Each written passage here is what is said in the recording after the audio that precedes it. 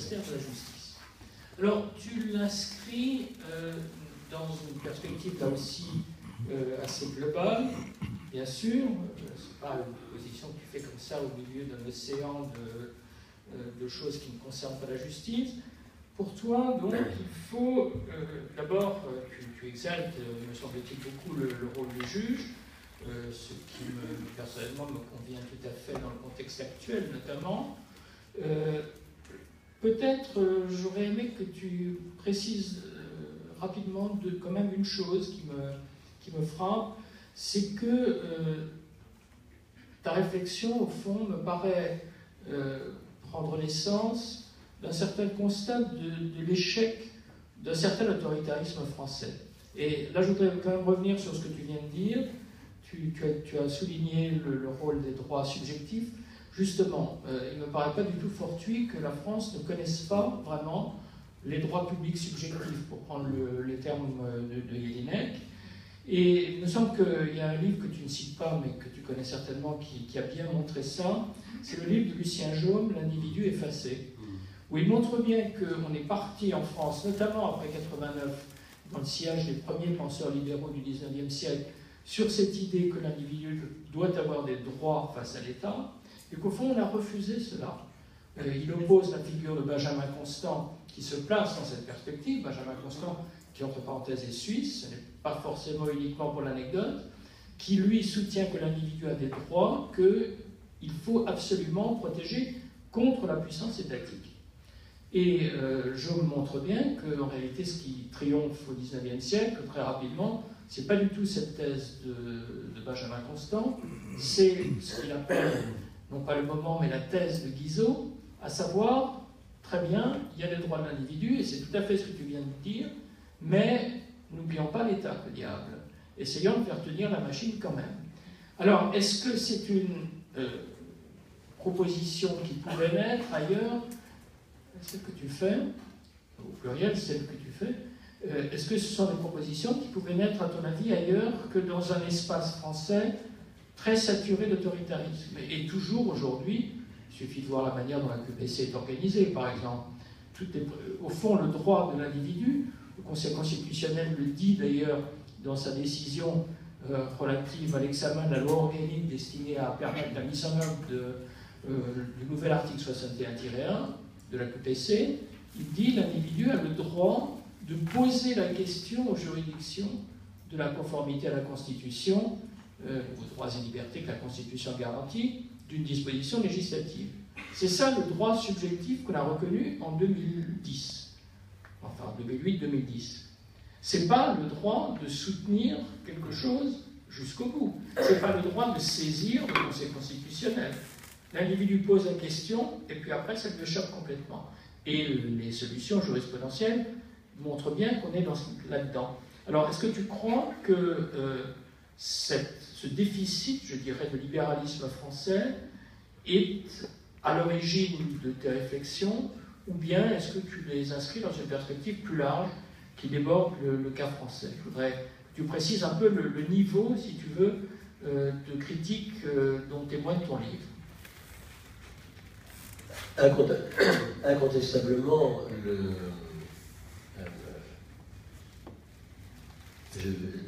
mon livre n'est pas écrit par un Français. Et beaucoup de critiques que tu connais faites par un certain nombre de collègues, je suis français, je ne suis pas suisse, mais évidemment, les idées que je défends dans ce livre ne sont pas celles encore aujourd'hui, heurtent la pensée juridique, philosophique dominante en France, qui est toute fondée, arc-boutée sur l'État, sur l'intérêt général, sur l'absence l'absence de droit subjectif. Et par conséquent, mon travail, mes réflexions,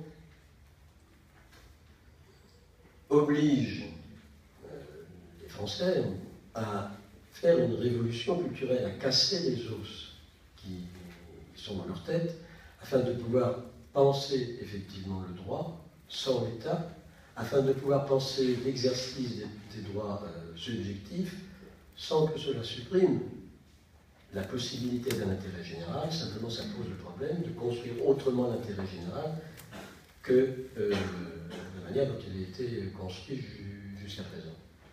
Donc, mon livre s'inscrit en dehors de l'espace français, et souvent ce qu'on me dit, mais tu importes en France la philosophie anglo-saxonne, américaine, etc. Freud, etc. Bon,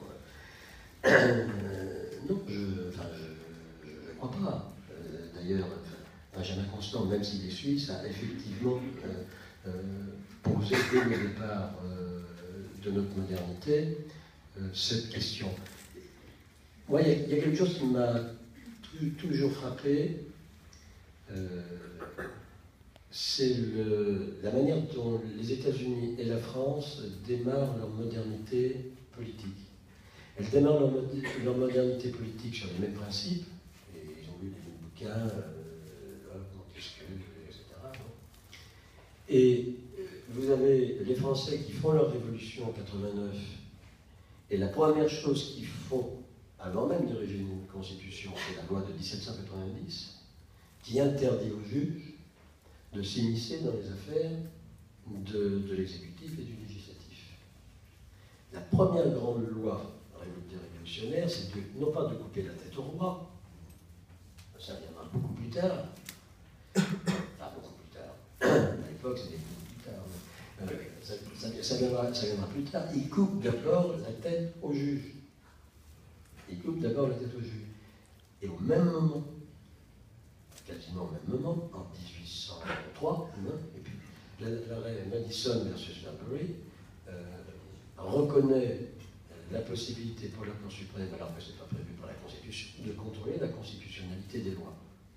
Donc vous avez deux pays qui commencent leur modernité politique, un en coupant la tête des juges, l'autre en reconnaissant la tête des juges.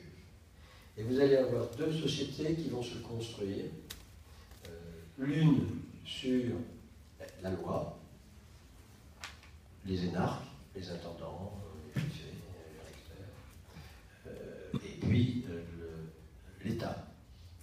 Et vous avez de l'autre côté une société qui va se construire, non pas sur l'État, mais sur la société, non pas sur la loi, mais sur le contrat, et puis non pas sur les énarques, mais sur les lawyers. Alors, je ne porte pas de jugement, je constate. Et vraisemblablement que la France ne serait pas devenue ce qu'elle est aujourd'hui si elle n'avait pas pris ce chemin-là. Les énarques, la loi, l'État.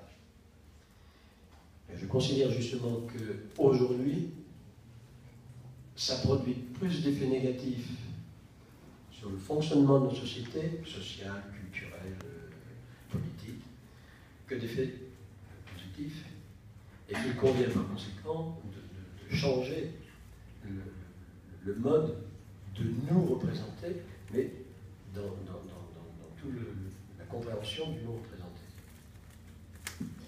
Bien, nous en sommes arrivés à la justice, aux juges, les mots ont été prononcés, et donc, pour en venir quand même maintenant au thème d'aujourd'hui, centralement, il faut supprimer le ministère de la Justice. Alors, tu as une belle formule pour l'indiquer. Il faut, dis-tu, sortir la justice de l'État. Formule qui me convainc à moitié, je le reconnais, on va pouvoir peut-être en discuter.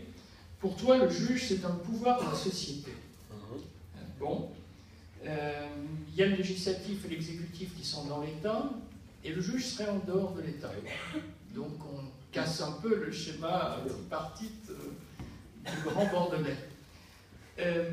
Pourquoi cette singularité du pouvoir judiciaire par rapport au pouvoir législatif et par rapport au pouvoir exécutif? Est-ce que justement la France ne souffre pas, non pas de la non-inclusion du juge dans l'État, mais de son insuffisante inclusion dans le système des pouvoirs? Lorsque un de nos collègues que l'on pressent pour le nommer au Conseil supérieur de la magistrature passe son examen devant la commission des lois de l'Assemblée nationale, il parle de pouvoir judiciaire, alors que la Constitution, vous le savez sans doute, ne parle que d'autorité judiciaire, c'est déjà un signe de rabaissement voulu des juges, eh ben, il provoque encore aujourd'hui, en 2015, un scandale, et il n'est pas nommé. Il y a 3/5 de la commission des lois de l'Assemblée nationale qui refuse le choix de son président de l'Assemblée nationale, en disant non, pas lui, quelqu'un qui parle de pouvoir judiciaire ne peut pas siéger au Conseil supérieur de la magistrature. Je crois que tu y as siégé, n'est-ce pas? Est-ce que tu pourrais dire ton sentiment là-dessus d'abord, et puis je vais enchaîner par une deuxième question. Tu proposes un Conseil supérieur de la justice pour garantir l'indépendance de la justice, retirer au président de la République une mission qui effectivement est aujourd'hui tout à fait incongrue en réalité. Mais le Conseil supérieur de la justice, ça sonne aussi, même si tu ne le dis pas par pudeur peut-être, supprimons le Conseil supérieur de la magistrature. Alors pourquoi est-ce que cette institution te déplaît tant alors que tu y as siégé? Peut-être pour ça d'ailleurs. Je n'osais le suggérer, mon cher ami. Est-ce que tu pourrais donc préciser par rapport à ces deux choses, pourquoi sortir le juge de l'État au lieu de l'y intégrer davantage, et pourquoi supprimer le Conseil supérieur de la magistrature et non pas le réformer au fond? D'accord.